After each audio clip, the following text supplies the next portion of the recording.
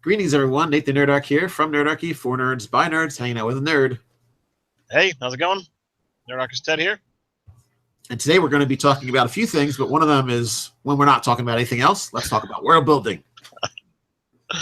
So, I think, we'll probably mention this several times throughout the broadcast, but we have to throw out some major regrets to you guys out there. The convention that we have been hard at work at planning for the last, couple of weeks has apparently fallen through. The building that we had access to has totally been stripped out from us. It dropped in our laps magically, and it was whisked away just as quick. So sadly, that's not going to happen now. Kind of bummed, kind of frustrated over it. But sadly, there's not much that we can do. So move on, and we'll just try to use the experience we had in planning it to make it when we actually do it for real. It's going to be awesome. If you could keep chatting, Ted, I'm going to make sure everything is cool with this. Yep. So we got, a little over 20 people already joining us. So, how's everybody doing today? Is this the episode of Ty and Dave in the Thunderdome death battle? No, they're out in Ohio. We'll see whether or not they do any kind of death match like that on Saturday when Dave streams live from Origins and gives Nate and myself a break from doing this every day. We've only done it 2 days for you, Ted. Well, I pop on every once in a while. It's just that whole That's true. Job that tends to get in the way, and the mortgage and whatever have yous. Well, you got to do that kind of stuff. That's important. Well, without that, then Nerdarchy headquarters over there goes away. So this is true. There is definitely a reason to keep paying your bills there, so that we can hang out there. Not every gaming space has access to a 4-foot by 8-foot table to accommodate the number of players that we sometimes have at the gaming spot. So, yeah, I kind of like having access to that. So, what's everybody got going on? Did anybody happen to watch the stream over on Twitch last night? Yeah, over at Encounter Roleplay, right? Indeed. Yeah, it was a cool Starfinder event where they're, I don't know, I would say play testing, but they're playing with rules for Starfinder, and that's going to be coming out soon. And the official launch of Starfinder is going to be at Gen Con. So literally, whatever the first day of Gen Con is the day that the book gets launched. So if you're pre-ordering, you're gotta wait till August to actually get a hold of it. Yeah, that would be very nice. I'm interested. I mean, I like the sci-fi fantasy stuff, so I'm into looking at Starfinder. I'm into the Harbinger for Absolute Tabletop as well. So I'd like to see both those systems to kind of pick which one I really want to play with the most. Well, I have to say it was a great experience. Not only playing with essentially essentially niche celebrities, because all of the people on the game in that channel are fabulous, and to be able to have that opportunity, I thought was a pretty awesome time. And it was as on my end, it was cool as a viewer not knowing anything about Starfinder except it's like Paizo's sci-fi fantasy thing. Yeah. And it was going to be set in some kind of future time. Aside from that, it was just really neat to see like some of the mechanics and be like, oh, I recognize this. This kind of looks familiar. I thought it was cool. They had there was a few things about it that I really liked, but I don't want to get into them right now. But overall, it's kind of, I think it's going to go live on WebDM's channel. It streamed to Encounter Roleplay last night, and then it's going to get pulled down, or file is going to get over to WebDM, and then they're going to run that on their channel, so that's where it'll live. Yeah, and I don't know when that's supposed to happen, but the sooner the better, hopefully.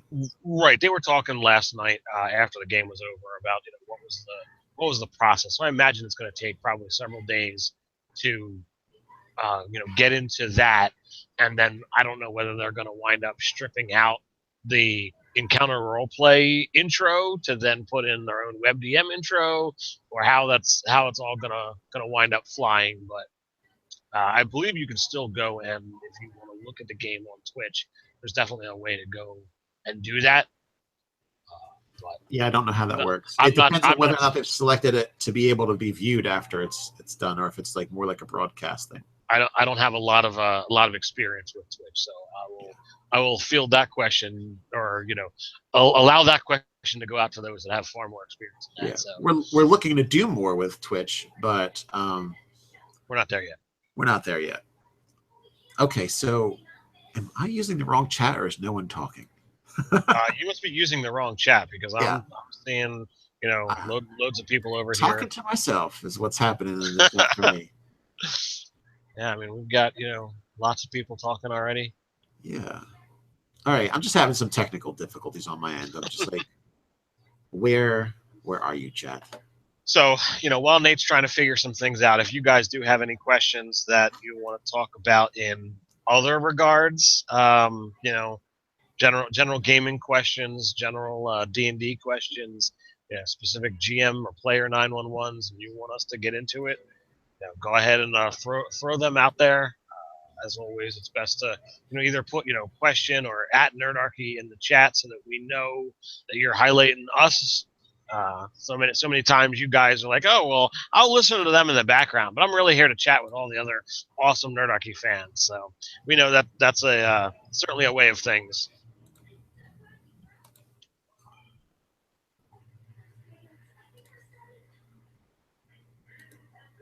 I may have put the wrong link on Facebook. Sorry, people. I'm going to fix that right now. Well, I've got the correct link over in the company of the NAG. Okay. So if you want to, I'm going to put it on the Nerdarchy site. So yeah, you can just share that particular post to the main page. I'm going to fix it. Hey, Dave, out in Origins. Nice. He's tuning in already. Comic Book University says it's not too bad to talk to yourself, Nate, only to answer yourself. Although I have heard the expression that sometimes talking to yourself is the only way to have a decent conversation. So, I might have to argue with you there, Bill. So, right. Zerif Gaming says, how, as a player, when creating an NPC, how many is too many?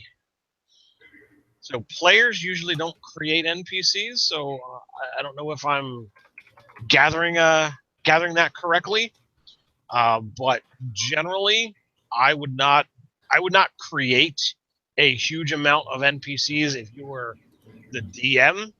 What you can wind up doing is you can come up with a list of names, and when an NPC is kind of encountered, you can go to that readily list of names, grab one, make some notes about who that person is, and when you wind up getting into like players going back to that NPC, then okay, well, this is someone that I should do some work on, and don't have to worry about it.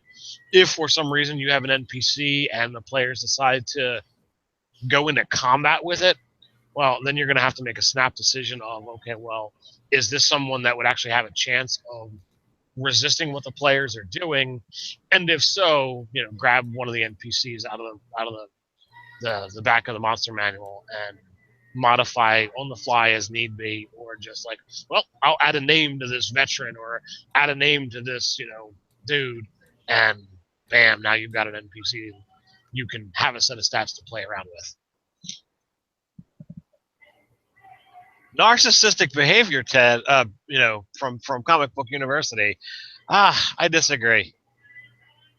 Just an age-old expression. I would say it's super arrogance, which I try to avoid because I'm above it.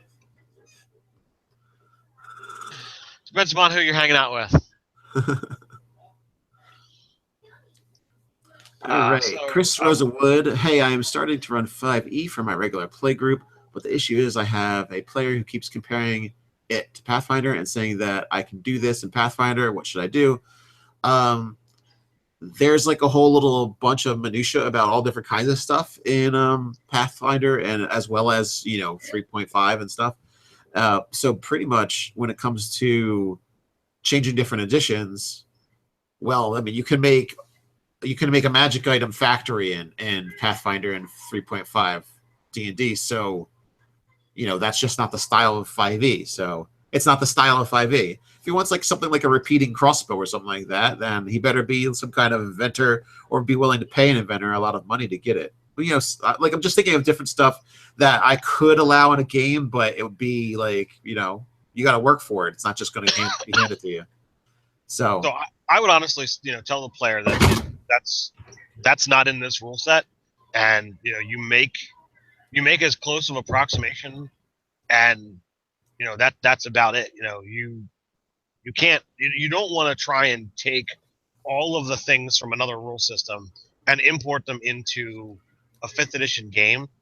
And if the player is just not really satisfied, you can try to find ways to mollify them, but at some point in time, you're gonna be like, look, we're not playing Pathfinder, we're playing 5th edition, and if they care more about the crunch than accepting the rules that's at your table, then they just might have to find a new table. I don't like kicking people out of groups, and I try to do everything I can, to make that happen. But sometimes you can't appease a player.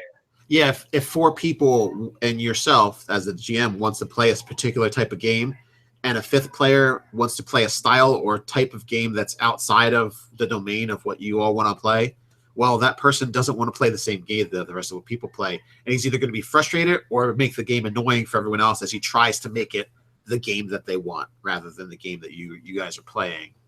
So Anthony Amato from Cardboard Fortress Games, in the very beginning of Dave's campaign, like he was very adamant about how he felt and probably still feels that 4th edition is the superior game. And every once in a while, a comment will go out that's like, oh well, I could do this, or in 4th edition, this kind of thing never happens, and like it's clear that that's the edition he wants to play, but he doesn't do anything in a way that is going to detract from everyone else's enjoyment of the game that's being played. He still engrosses in the story. He still does the game that we're actually playing. And he's not like, well, I want to do this and I want to do that because that's what I could do in the previous edition. So you play the game that's being run, or you just don't play, and that's kind of what you have to let your players know. All right. Let's see. Nicholas, he says he needs help creating a non-combat encounter. Non-combat encounter, like what? Do you want a puzzle? Do you want something where the people could still die, but it's not because they're fighting against a monster? Or they can't actually fight against it? Like if it's a giant moon-sized monster, I mean, it would be kind of stupid to say I hit it with my sword. So hopefully you design another way. Maybe maybe it's being held up by some kind of magic, I don't know, reactors or something, and you've got to break them so that it falls out of the sky, or there is a multitude its hold on this world and goes just to its original plane of existence. Whatever you want to do, those are like mini games that could be skills, that could be, hey, break this or figure out how to unlock this puzzle to break the chain of the spell. But that's all kind of stuff that, it's still like threatening with them with their lives. So is it that, or is it kind of like, oh, this is a puzzle box. You can either solve this puzzle, this person, or solve this riddle, or you don't get X. Well, I mean, that's always a way to go. But I mean, there's also physical challenges, mental challenges. You can go with riddles. There's plenty of different options that can be done when it comes to, I want to put something in there that isn't my players fight this.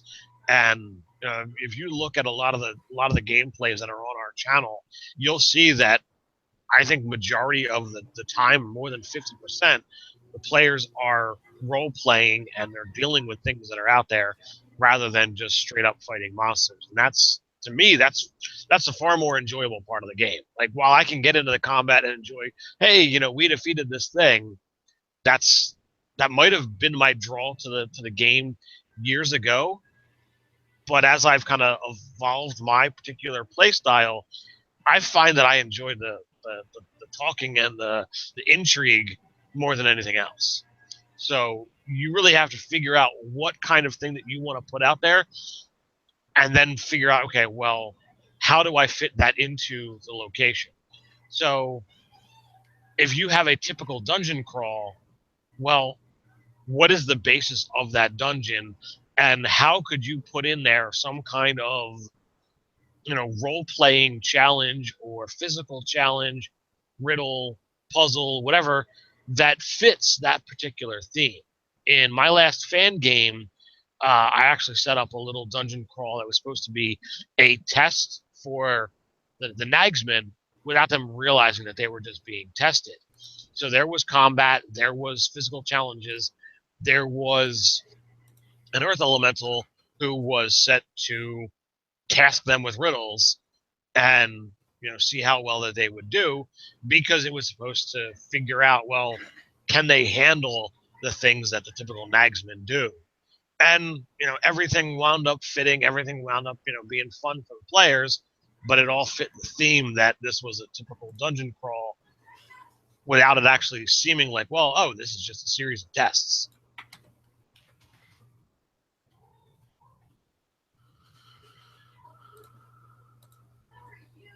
All right, I wanted to answer. Okay, so Scott, you've had a couple Starfinder questions.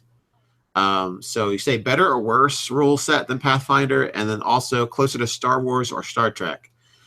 From viewing it, I have no idea of the rule set, but from viewing it as a observer, it looked closer to Star Wars than Star Trek.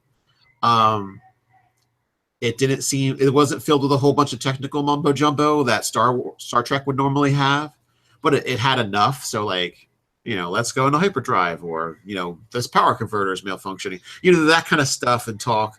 And I think that's closer to Star Wars. And also, I think with all like the fantasy races, I feel like that was long, and it had some. I don't know who Cody's character. I looked like he's had some kind of like mechanical abilities, so he had a few pets. I'm gonna say he was a rat person. Yeah, but he had like Dink the mech looking like scout thing. So it seemed like he had. That's my interpretation of it. So I'm just going off of what I observed. Yeah, so I would say overall that's going to be, more closer to Star Wars. It gave me that feeling. And as far as if it says rules, it felt more rules light than Pathfinder. But Pathfinder's also had so long to create rules. So I don't know if that's what was the first book of Pathfinder? How rules light was that? I mean, I remember coming back to Pathfinder after years of being away from the hobby, and when I was like, oh wait, I don't remember these extra rules, and it's not because I forgot them. There's extra stuff here. So that kind of came up through my experience playing Pathfinder, that there was more additional rules and more variety of things you could do. So as of right now, from what I see, it's lighter than Pathfinder, and I think that's a good thing.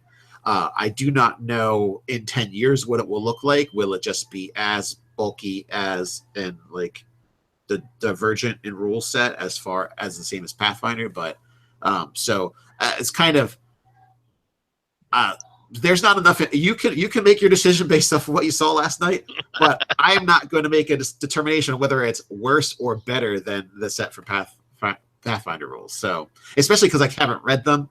So once I get like it in front of me and to look at the book, I can go, oh, I really like this, or I like Pathfinder better, But again, I think it's designed for being spacefarer kind of stuff. So it's going to have stuff in there I'm assuming it's going to have stuff in there that's not seen elsewhere. Otherwise, they would just be like Pathfinder in space instead of making a whole new branch of stuff. I think they wanted a cutoff from all the other things that have gone on in the Pathfinder universe and stuff. So that's why I think they had that separatory bit there, with starting and naming it something different and starting with a new rule set. But again, that's just my opinion on what I saw. All right, so we have Whitestone, Nerdarchy, longtime fan, making a sentient magic item, thinking of having different layers of discovery for the effects of the item for the PC. How much should I give the player about it? So sentient magic items are a lot of fun. It does put essentially an NPC into the party that's always going to be there, always going to be able to interact with things. It allows for there to be extra role playing in any and every scene that you want without the necessity of constantly doing something. So it's only there as much as you want it to be there. I've enjoyed having sentient magic items throughout my campaigns here and there, and if the players really bite on and really want to get involved with it, then yay, great. Others, they treat it as just another magic item, and when it feels like, oh, I can get something out of this, then I'm going to. But as far as the layers of discovery, you could literally, be like, okay, well, at each fifth edition breaks things down a lot by proficiency modifiers. Anytime that there's layers, to me, that's what I would go with. So that when you change from 2 to 3 and 3 to 4 and so on, that's when new powers can be unlocked.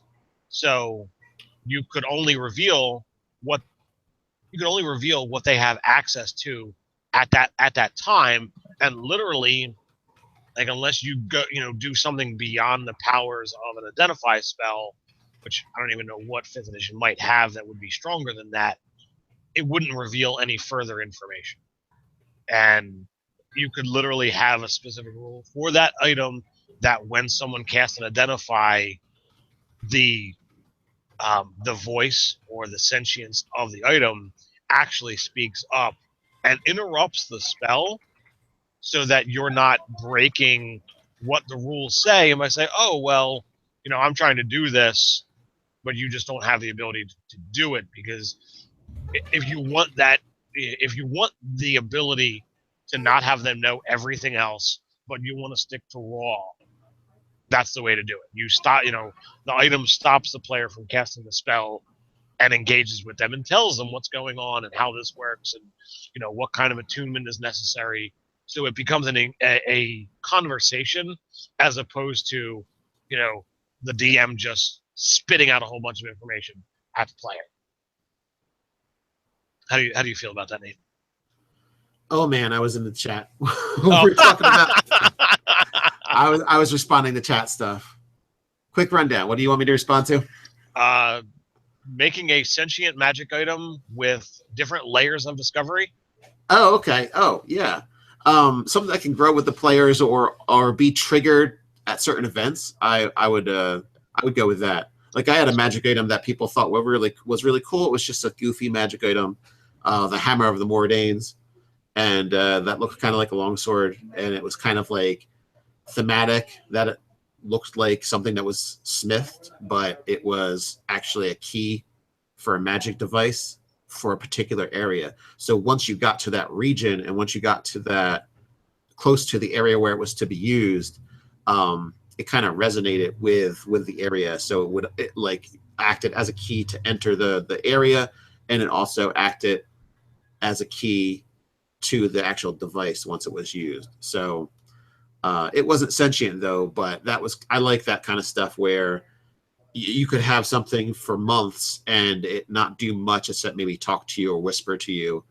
But once it gets closer to its purpose, or once it fights something that it hates, it becomes more active and gives you more powers. Kind of almost like it's resting when it's not needed.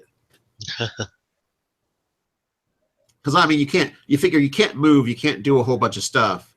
So if you actually had something that had like human level sentience, wouldn't it be kind of nuts if you were just like always ready for like the most extreme levels of fighting for everything, even if you don't care about it? Like, I mean, if I'm just upset with somebody, it's different than I'm going to war with this group. So I would say that's the level I would pick. It's like, it's kind of like its personality is chill and might even not be very aggressive until it's like, this goblin needs to die and you're going to help me do it, whether you like it or not. Yeah, that makes sense. Do we have any other questions going on here? what is the most fun wizard school specialization in 5e? I had a lot of fun playing a illusionist, but I don't know whether that had to do with the illusion spells or the concept of the character. I know a lot of players tend to go towards evokers, because that's the typical battle mage.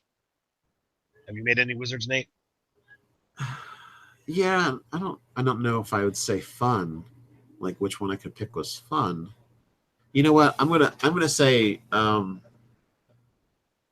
guess the character concept's going to matter way more than the actual school you pick, because necromancers, their creatures just get more powerful. That's what's fun about that. Except you have zombies and skeletons that last longer. Abjurers get a shield. Oh, Diviner was really fun, but again, that was my character because I made the luckiest half man alive. So it was Right. a whole thematic reason why I picked Diviner, which I have to say is like one of the weakest. But at higher levels, you get to kind of save spell slots by getting them back. You get like a rebate. They're like, Diviner spells stink so bad, you get a rebate.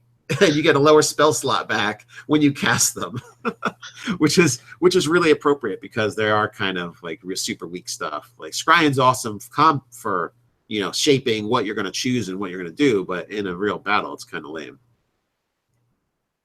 But if you look at character design, the luckiest half man, you were a great manipulator of events with all the things Yes, that yeah. you could do. Yeah, because I could use I had the halflings always rerolling ones. I had the lucky feet. I had then my portent abilities, which I could assign to people or myself.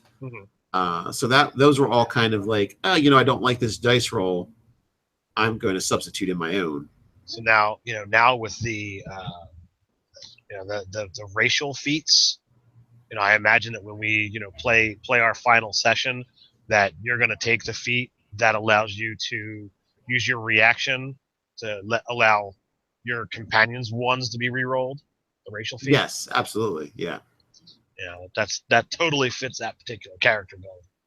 Yeah, and that's going to make me kind of choose when I want to do what I want to use my reaction for, because it's not basically I've got two. I can only alter one person's fate per round basically with that. I mean, Right. I'm gonna have foresight cast on me at all times, so I mean, I'm good. Then I just wish I could graft on that elven racial trait that lets you have triple super advantage whenever you have advantage. Because oh yeah, that would be insane because that would take foresight to the next level. Right.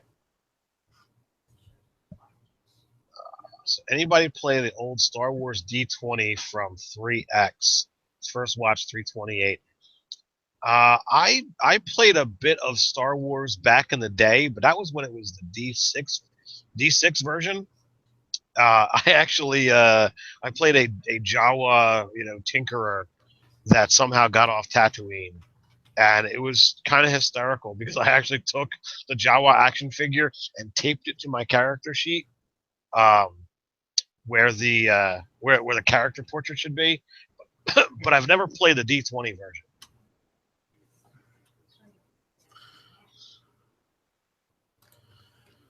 So do we want to move on to world building? We're halfway through. How about we do roll call first? Yeah, we can absolutely get these awesome people to say where they're viewing from, and then we can get into some world building stuff. So what do we want to build on today? Well, just a second. I'm going to take Scratch Paper Games question first. Have you guys heard of a 5e spell compendium in the work? No, but I would like to see it.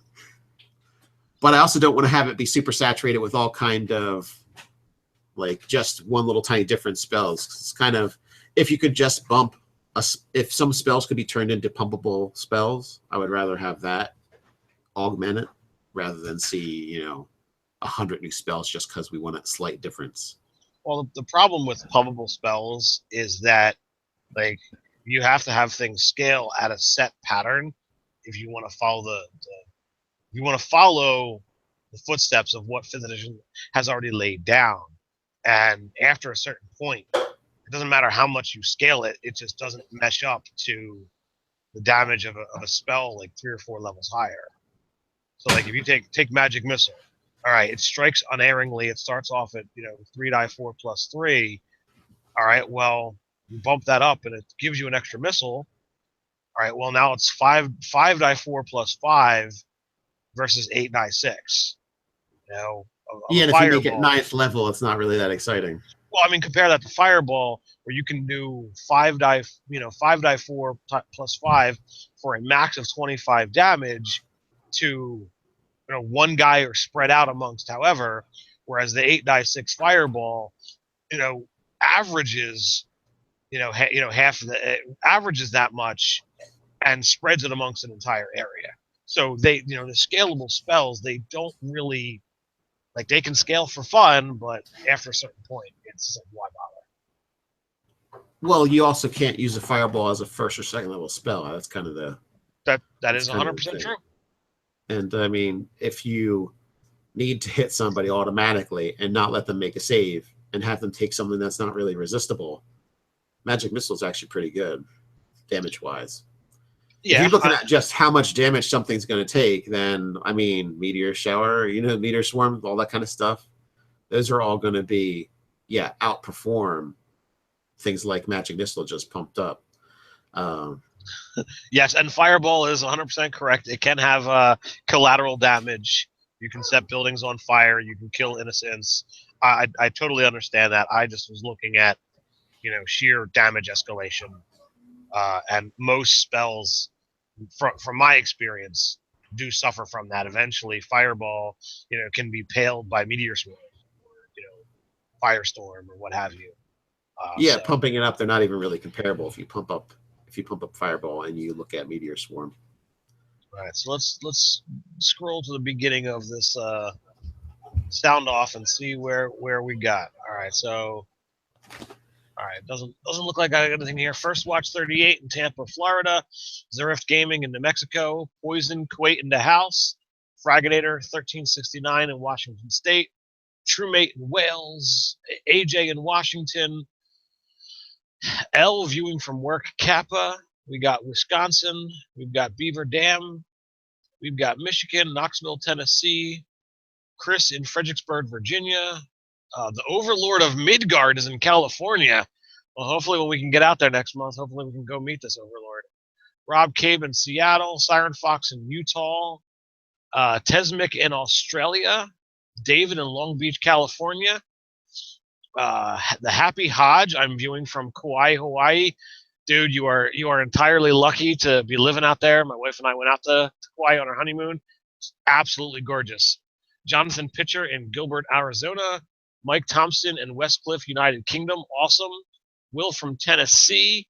Nicholas Duchek in Alberta, Canada. We got Chris in South Wales. Todd in Texas. And it jumped on me. Sorry, guys. No. Where are we? Okay, there we go. Fresgig in Arizona. Stacy in Tucson, Arizona. John in Jacksonville, Florida. Mrs. Rob's Cleaning Service in Oregon.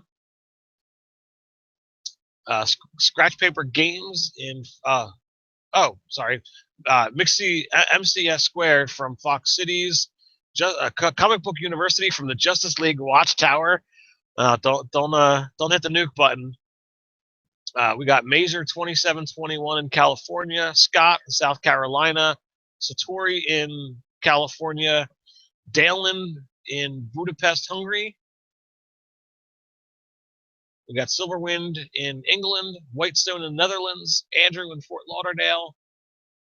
Got another from Arizona, South Texas. So pretty cool. We're pretty widespread today. It's pretty awesome to hear. Data's muted.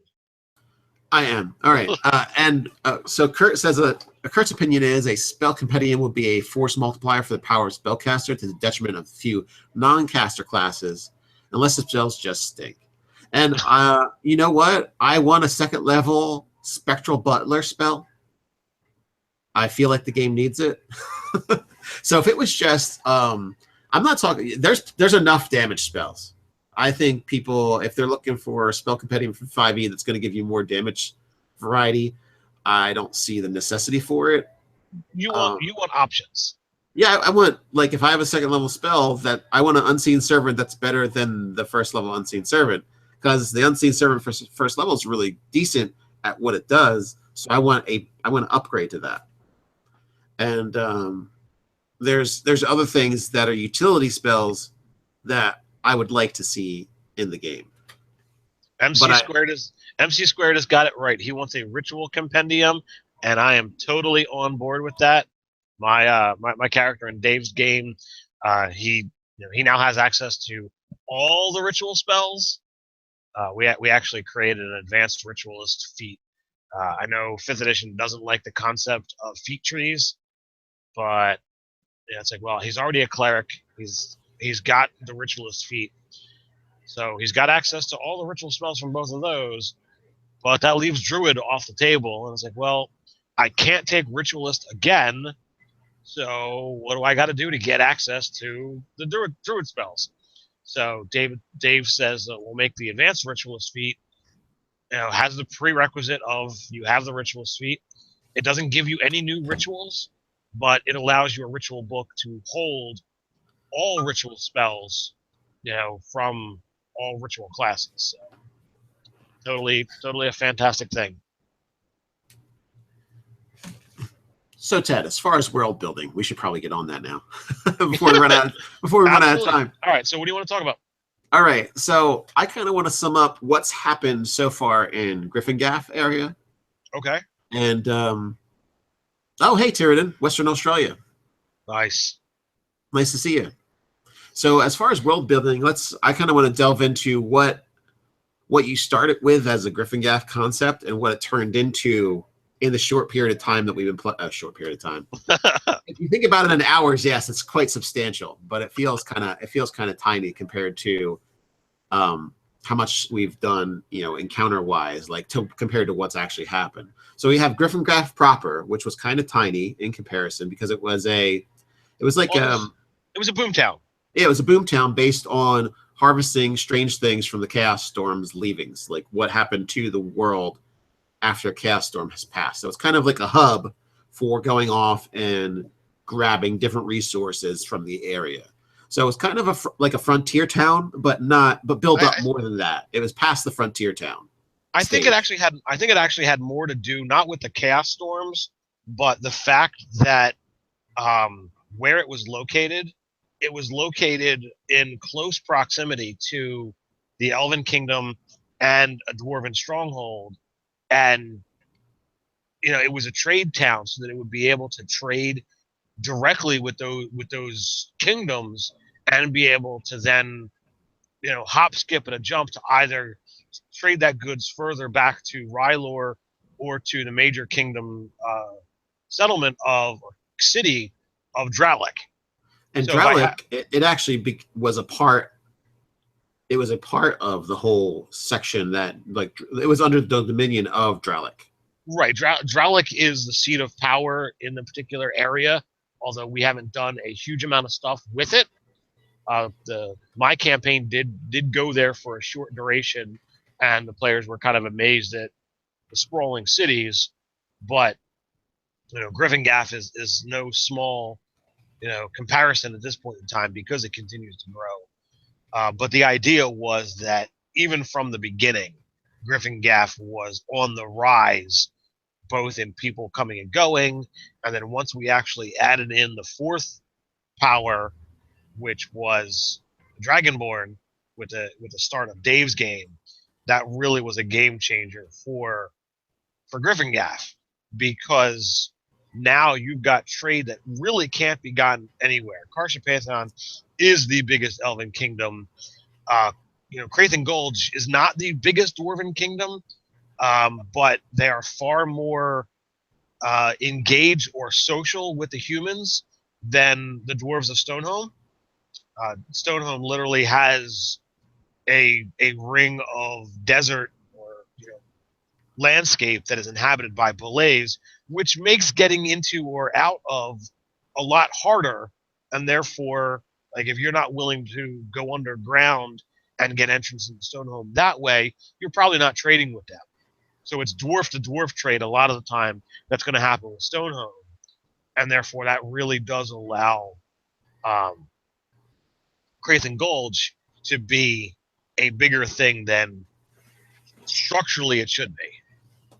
Yeah, they have a lot of defense. There's layers of separation, monster wise, habitat wise, and then just dwarven engineering and defense are all kinds of like they're definitely away from the general populace as far as dwarves go. We have a question on the subject of world building. What is the best method for world building? It depends on how much you like to write. If you like to write just for the sake of writing, then just start with that and just say, well, where do I want to have an adventure today? And then you can start your campaigns based off what kind of timeline or situation you want to start. But but for me, I like to do a general concept world building, like how magic. Like there's several things. How magic works is a big question. What are the major conflicts? Because a world without conflict is kind of strange. There's got to be something going on or something about to happen.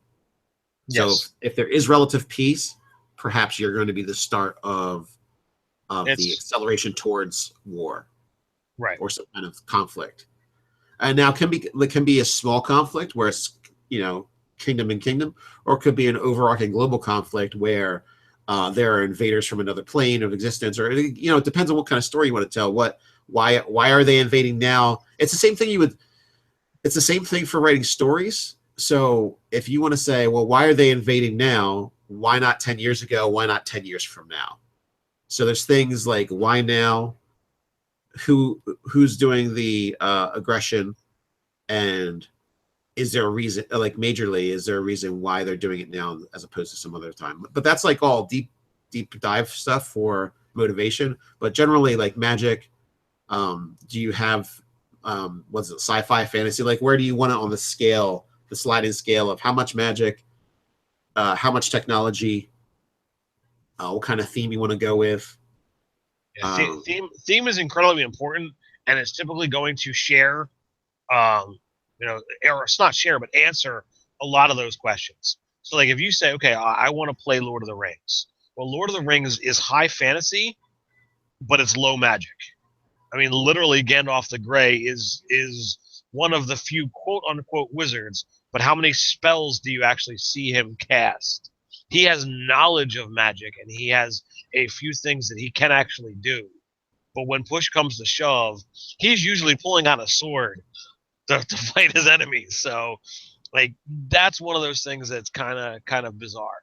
But you have access to all the typical fantasy races that are in there. Now, if you decide, okay, well, I want to go with something closer to Eberron, well, now you're talking high magic and high, or not high, but high magic and a middle level of technology, because you have access to vehicles, you have access to flying boats, you have things that don't exist in your typical fantasy world, all brought around because of magic and because of technology, and they work together.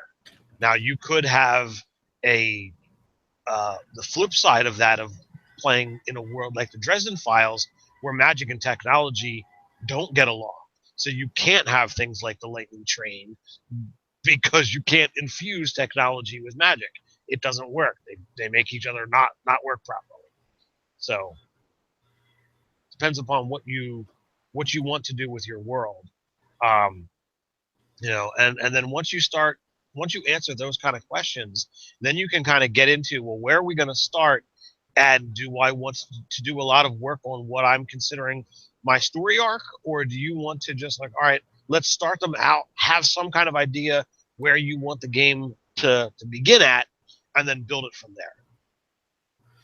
For example, we have done a lot of things in Griffin Gaff that's been player driven, either based on reactions or based on, well, what do we want to have happen in the world? And a Oath of Ancients paladin and my nature cleric, we set up basically a system of warder rangers and inns, basically like it's kind of like stations for them to be at, like way stations.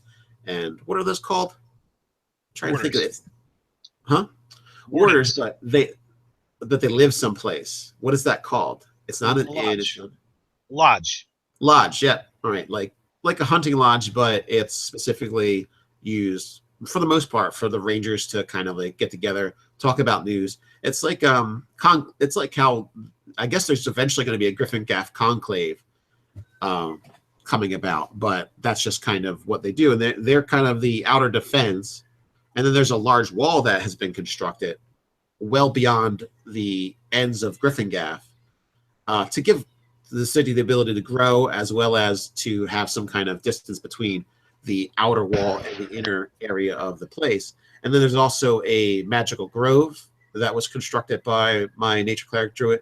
And another thing I've done is double the food production. I went on I think several month journey going around ritualizing the growth of plants in the area. So everyone's farmland was super great, which gave us an edge in other ways. So that kind of, and Ted took that and he's augmented how other cities have reacted to us, how the people have prospered in different ways based on player interaction. So the city is kind of what used to be a boom town is turning into the next up and coming city, solely based off of the advances that the player characters as well as people interacting with the player characters have developed from it.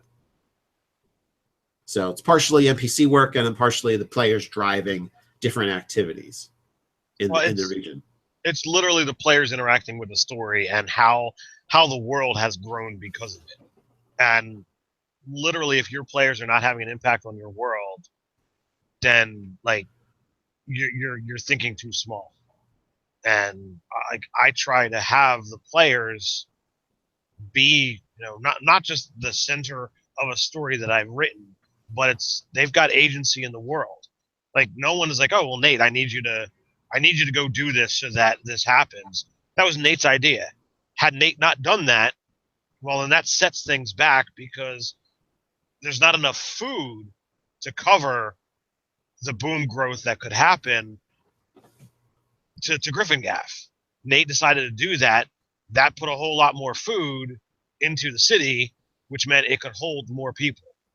Now, eventually, that's going to come a time where there's more people in the city than what the farms are producing, because that spell has a duration.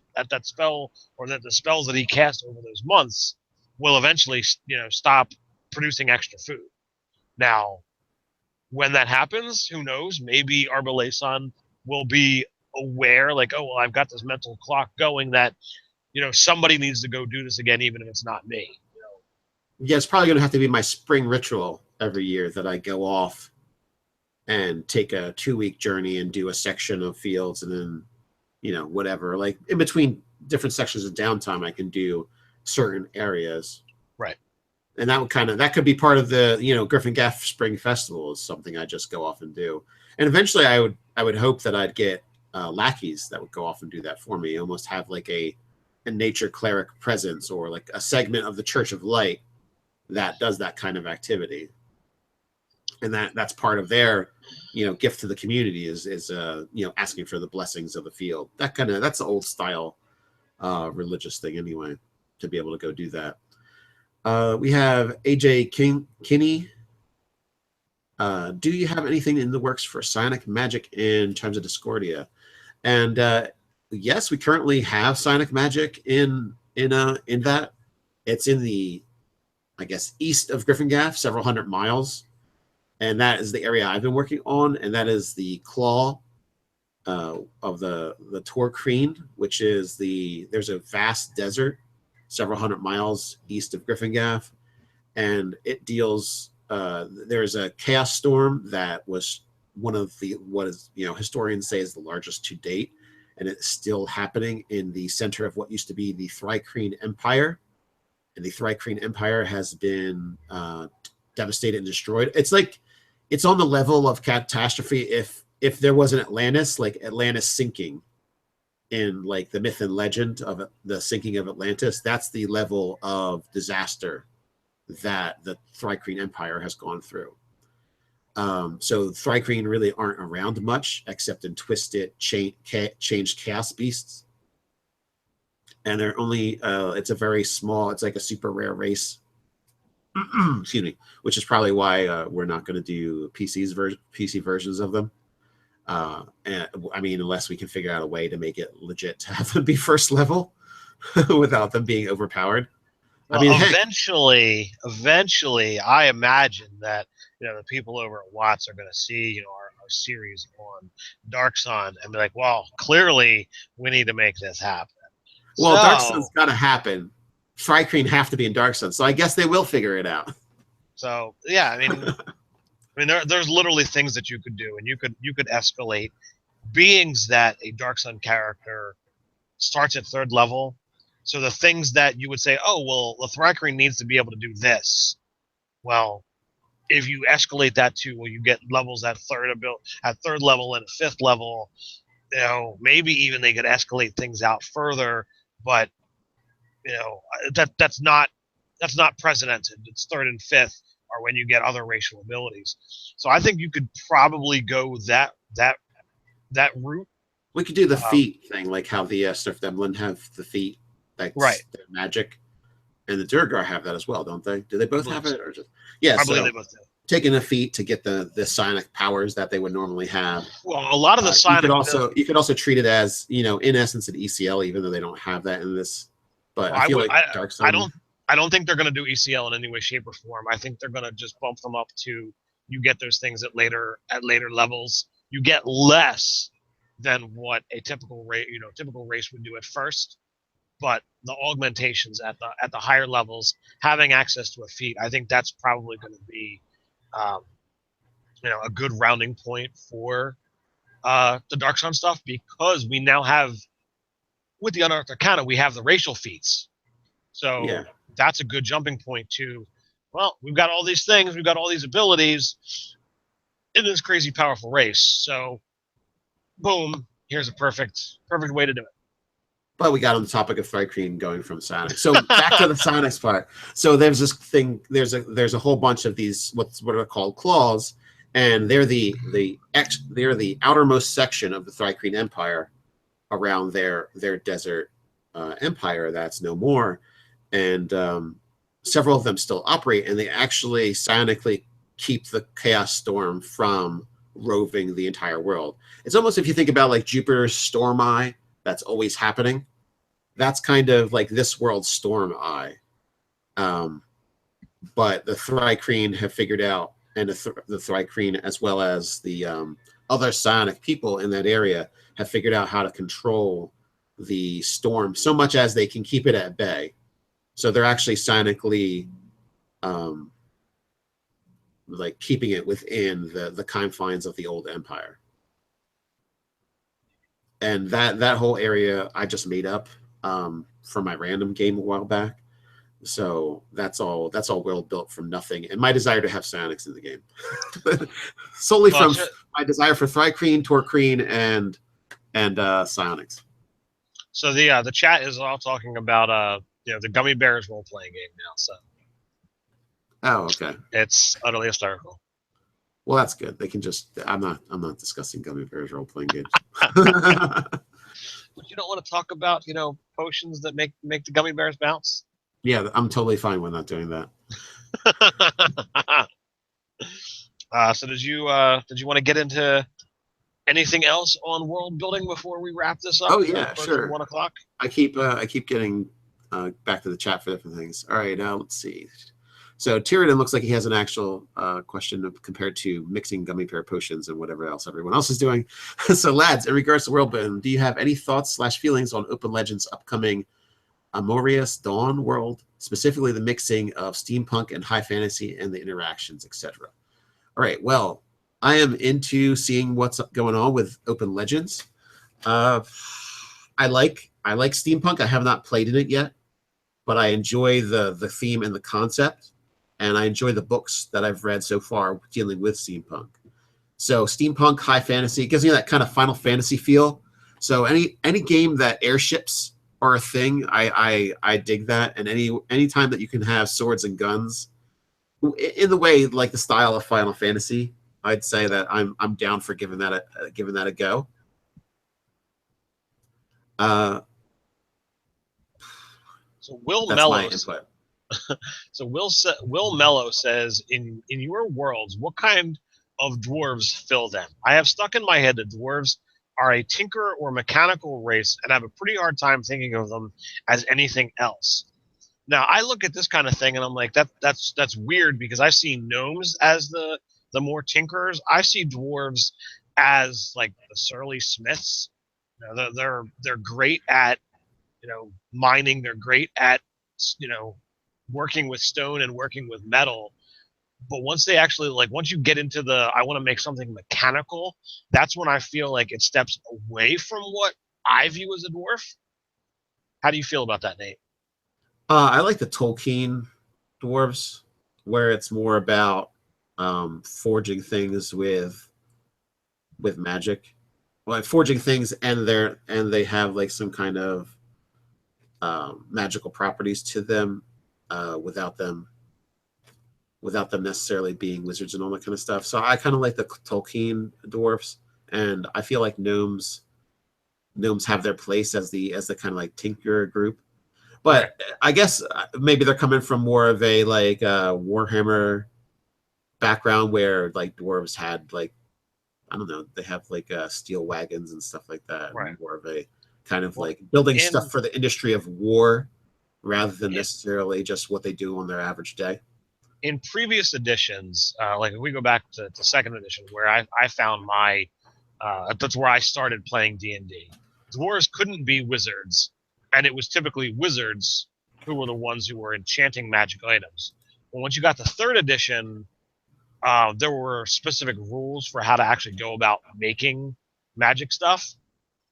Whereas in second edition, it was all, you handle it at your group however you want, which is kind of how things are working now, and it's up to the individual GM or group how they're going to do the crafting of magical items. So in the beginning of Crystal Shard, the Ari Salvatore novel, Brunar Battlehammer has a scroll and magic dust, and he creates Aegis Fang, even though he's nothing more than a dwarven smith. He's a fighter. He's got proficiency in creating an item, but then he used what we would probably consider a ritual scroll, not like ritual magic as 5th edition goes, because I can tell you for a fact that Brunar Battlehammer was not a ritualist. But it was a magic scroll that allowed him to imbue, and based off of, you know, what he did, he created Aegis Fang, and it was kind of a thing. It used the magic from the powder that he had. It used the magic from the scroll, and he made, you know, something really, really powerful. Now, how you want to handle that in your game, that's, you know, something different. But as to the question of, you know, what they do, you know, dwarves were considered, you know, for a lot of times they were fighters, they were clerics, they could be paladins, and these were the things that they kind of excelled at. You know, dwarven rangers, dwarven rogues, dwarven wizards. These weren't things that were typically seen, although you could always make them in the game. When you got the third edition, and they got away the race and class requirements, so, or the racial class restrictions. My apologies. Yeah, I like the restrictions, and I also didn't like the restrictions. Like, I feel like Dave does a really good job of being dwarf to me in the game, in your game, and he is a war wizard fighter. Yes, and that he's very dwarfy in a lot of ways, except every once in a while he'll launch a fireball and he'll teleport someplace. and I can see the benefit. I like playing with restrictions, but I also like not having them. So it's kind of a because it's kind of like in 5th edition, it's kind of like, hey, if you want to do something, you know, most likely you can figure out how to do it and just combine races and classes and bam. But I kind of like the idea that there was areas of influence that people just didn't have in the older styles of D&D. The way I look at it now is I kind of take those old restrictions, and I'm just going to say, you know what? I think those are like, if you're going to go down that road, you are rare. I don't want a section that is filled with dwarven wizards. I mean, even Clan Battlehammer, like, they might have access to wizards, but they're probably far more Eldritch Knights than there are full-fledged dwarven wizards. That's what I feel like playing a dwarven wizard would be like. Be Eldritch Knight, War Wizard, not like illusionist or something. Dave actually has levels of wizard. He's not just an Eldritch Knight, and that's why he's got access to all the spells that he does. But it's a situation where, like, I think he's a rarity in even his own house, which is a house dedicated to magic more than any other dwarven house. So I'm going to agree with catharsis here. Having restrictions in World War is fine with me, but as PCs, you should be able to be unique individuals that can possibly break those restrictions. I would also see that as being a cool way to play it where, culturally, yeah, we're both thinking culturally in our World Chimes of Discordia, you're going to have dwarves be more like Tolkien-esque dwarves, except there are, people that can. It's not that you can't learn magic. It's that dwarves don't just see that as, it's like, how some cultures think being an artist is a wasted profession, like that kind of mentality of like, why aren't you picking up a hammer and doing something creative? Learning spells is boring, or learning spells just doesn't feel like, culturally like being a dwarf. So they just kind of diss it, and it becomes disinteresting, except to the rebels and the ones that are just going to go off and do like their own counterculture thing. So that's the way I'd like to play it, and that's the way I kind of feel like. And the same thing with elves. There's cultural differences in the elven race compared to other races, and that's a strong point for the elves for unity purposes, and that's also a negative for their interaction with others based on them being like, kind of like more proud and arrogant, and that's the way other races see them. Right. And Mike Thompson says, lifting the restrictions is removing the barrier. You don't have to say you can't do that to a player with an awesome idea. And like, I know there's probably players and GMs out there who, in previous editions where those restrictions existed, that they were leading the charge for that and said, you know what, I'm going to allow it because that is a cool idea. AJ Kinney says, I apply the restrictions to my NPCs and let my players be the diamond in the rough. I think that's another great way at doing it. Yeah, and some of those NPCs I feel are going to say, hey, you're kind of quirky, but you're already, you're an adventurer. You're already quirky in the world. Other people are going to live and die within the same 10 miles of a region and probably be farmers or some other kind of layman thing while you're going off and baby saving the world. So you're definitely not the same type of person as like a normie.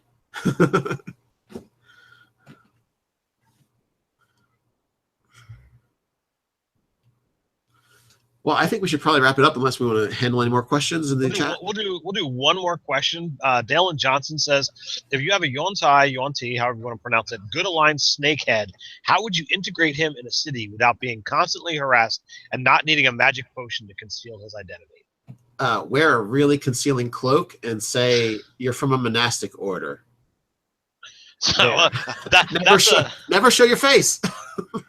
That's quick and dirty, Nate. So there's a couple different things that I would look at when integrating an NPC that stands out.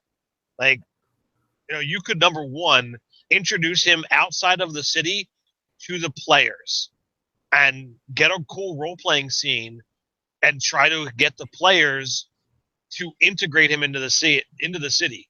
Number one, that creates a strong interaction with the players. The players get to decide whether they want to do it or not. If you want the players to encounter them already in the city, well, then you got to come up with a reason for why the city has accepted him or not accepted him, and or him or her, I should say, and like what is happening to said NPC when the players come upon the scene. Are they going to be encountering this NPC dealing with racism, or is it going to be a situation where like it's non-overt racism where he's being told, oh, he's not being told anything, but like players are, sorry, my other NPCs are giving him dirty looks, and like doors are being kind of shut before he gets there, um, and then let the PCs interact and see what they can wind up doing. I think it's a really good idea to insert NPCs that look different, that stand out, and act outside of the norm for their usual culture, because then that makes them a little bit more distinctive, and that means they're going to have a cool story to share, and it's going to make your world that much more rich because.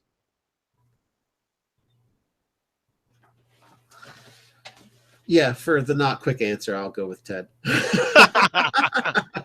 No, well, I mean, there's issues like when 90%, and especially in a city, it's one thing in a tiny group, like you're an NPC Yanti or you're a regular player character Yanti, and you're dealing with the other player characters.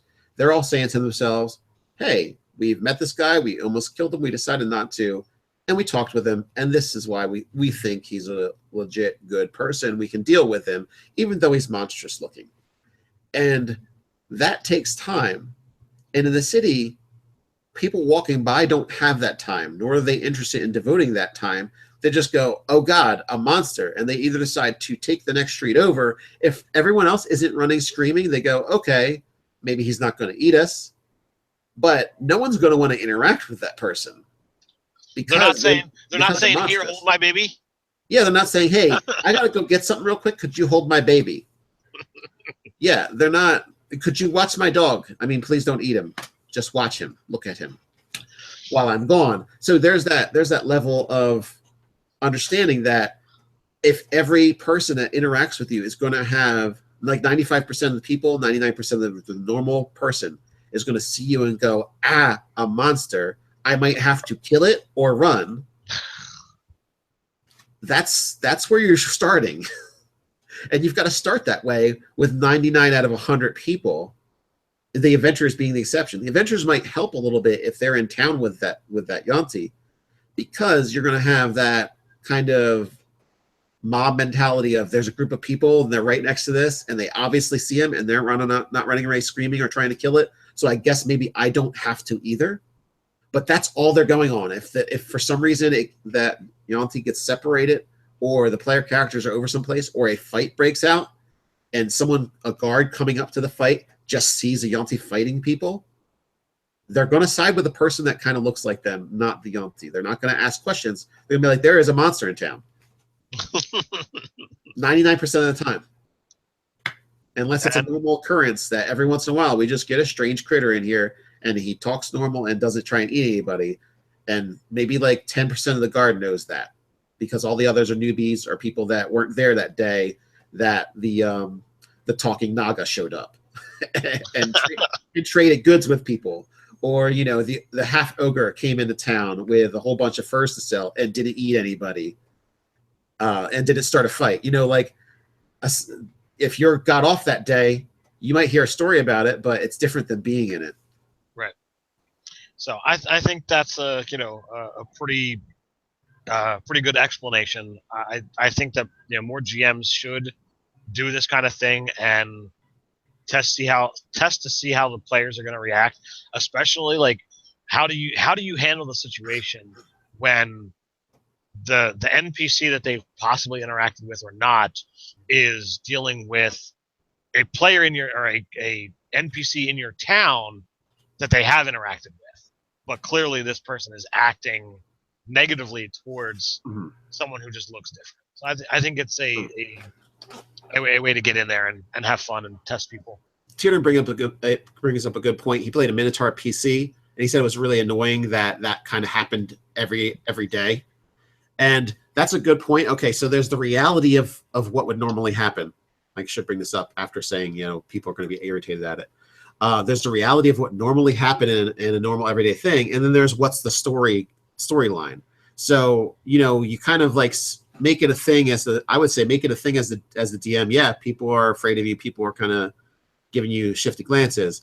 But if every single time you always have to do this, yeah, as the PC, he kind of said you could play it, but he should have probably warned you, hey, by the way, I'm going to treat you like X every day of your life as a PC in the game. Then you can kind of be like, oh, I don't want to necessarily think about playing this because that would kind of just get old. It's a similar thing with the language barrier. If no one is going to learn each other's language and for some reason you don't have common or someone can't speak and they have to sign everything, that's fun for a little bit. And then it gets really, really annoying. Right. So now, that's a situation where I would say, okay, put it in there for story element, but then kind of tone it down a little bit for the rest of the game.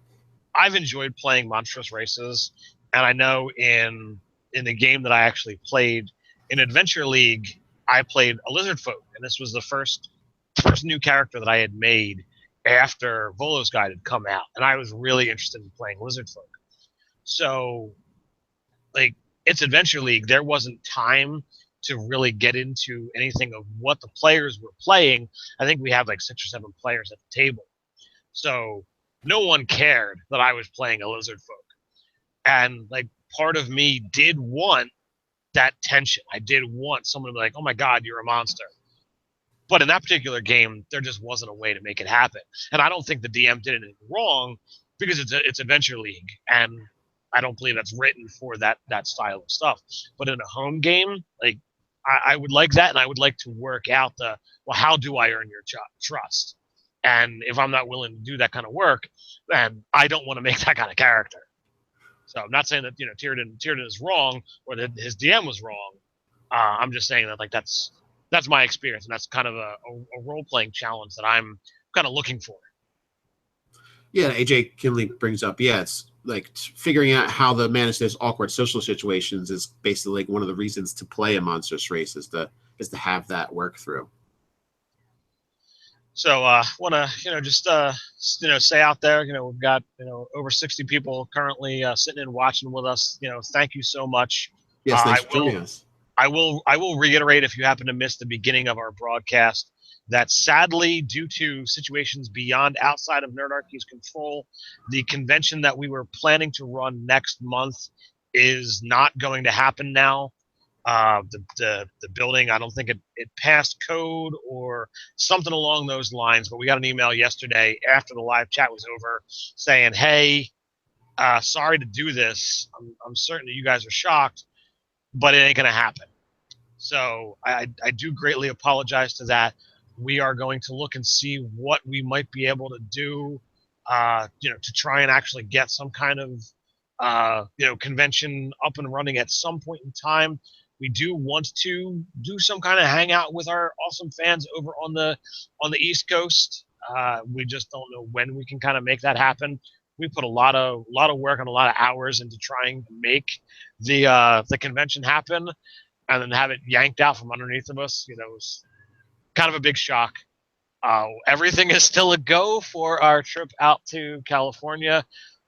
So if you do want to hit up that GoFundMe and help us out with that, we do greatly appreciate it. If you can't or have already donated, more and more shares will only help us out with that. So, barbecue at Ted's house. I don't think I've got enough space for that, but I will toss out that at some point in time, Nerdarchy has talked about doing a Nerdbarbecue, where we have a barbecue, we cook burgers, we play games, we hang out. So that is something I would like to see eventually happen, and that is totally a summertime theme. So we'll see what we need to do to make that kind of happen at some point in time. So thanks for hanging out with us. Thanks for being awesome, including creating gummy bear bouncy potions, which is pretty awesome if you ask me. So I will say until next time, guys, stay nerdy.